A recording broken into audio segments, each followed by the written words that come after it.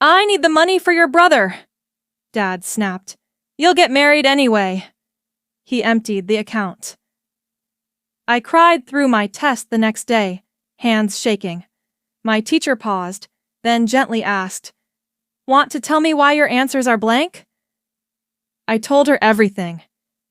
She didn't say a word. She just stood up, walked out of the room, and came back with someone. Who changed everything? I need the money for your brother, Dad snapped, slamming the laptop shut. You'll get married anyway. You what? I nearly choked. You emptied my savings? I worked 2 jobs. That money? You're not going to med school. You don't need it. It was my account. It was a joint account under my name too. I have every right. Mom said nothing. She never did when he was like this. Her eyes just fluttered away toward the family photo over the fireplace, like it would save her from having to choose a side. I told you, Aaron's going through enough. I'm going through enough! I shouted, my voice cracking. You just stole my future! My name is Leah Monroe. I'm 24, 2 semesters away from finishing medical school at NYU, or I was.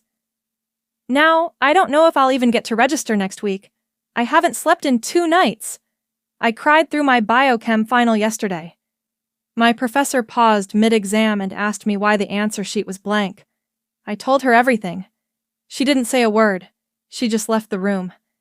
And when she came back, she brought someone who changed everything. Dad, Richard, 56, patriarch with a God complex, treats his children like assets. I'm his daughter, so I'm the bargain chip. Aaron's his legacy. Mom, Grace, 54, passive, looks away, carries her guilt in silence and believes silence is safer than justice. Aaron, my brother, 27. Golden child. DUIs swept under the rug. Bank loans forgiven with my scholarships. He always needs saving.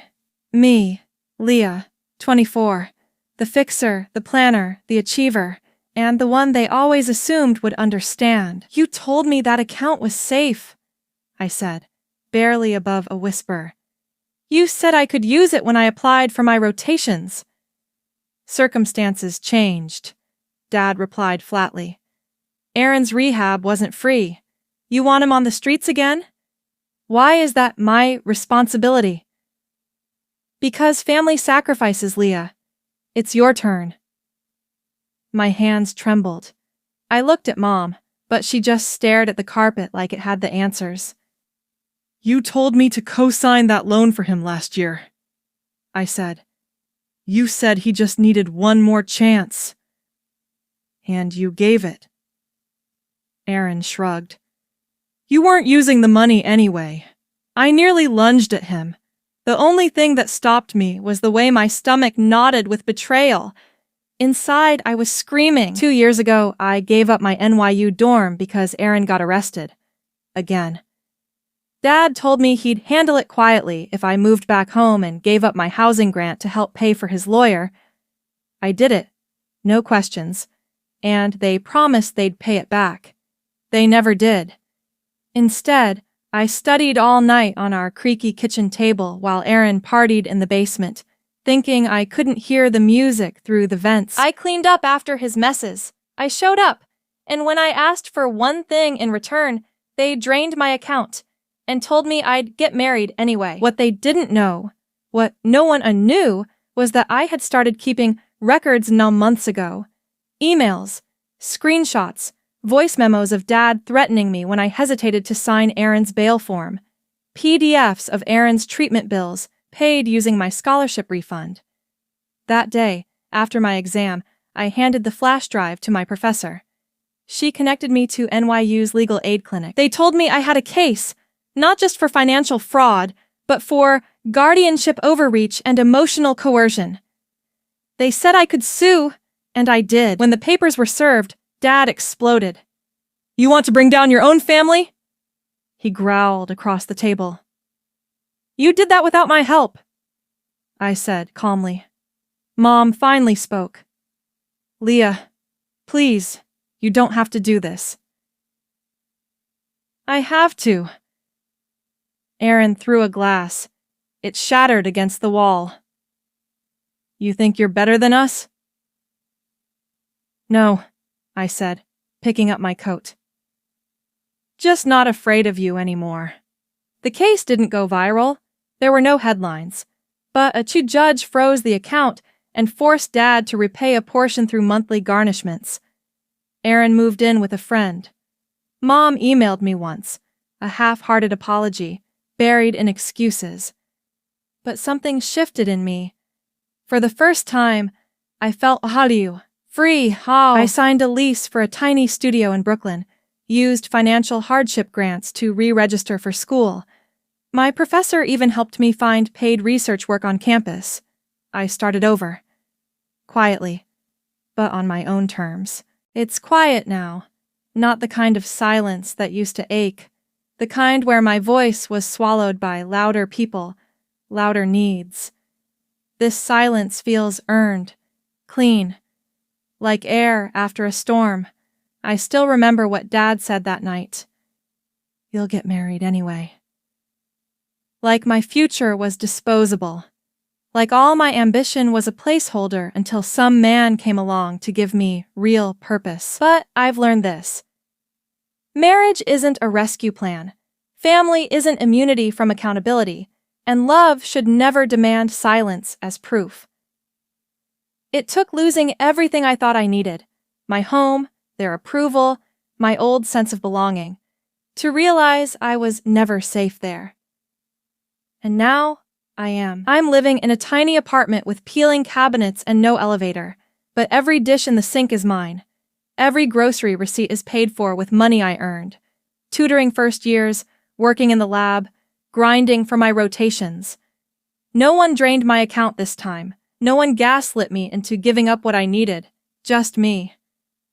Finally, I kept thinking forgiveness would feel like a light switch. Some big, warm moment where I suddenly didn't hurt anymore. But it's not like that. It's small. Uneven. Some days I miss my mother so badly it makes my teeth hurt. And some days, I remember how she looked away while they carved pieces off of me. Healing is strange that way. But here's the truth. I didn't burn the bridge. I just stopped crossing it when I realized it only went one way. Last weekend, I got an email from Mom. Just a few lines. She said she was sorry, said she didn't know how to protect both her children, so she protected the louder one. She said she hopes I'm still studying, still becoming who I wanted to be.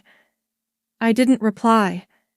Not because I'm angry, but because peace has made me careful about who gets to come into this version of me. The one who finally knows what she's worth. I no longer chase people who only miss me when I'm useful.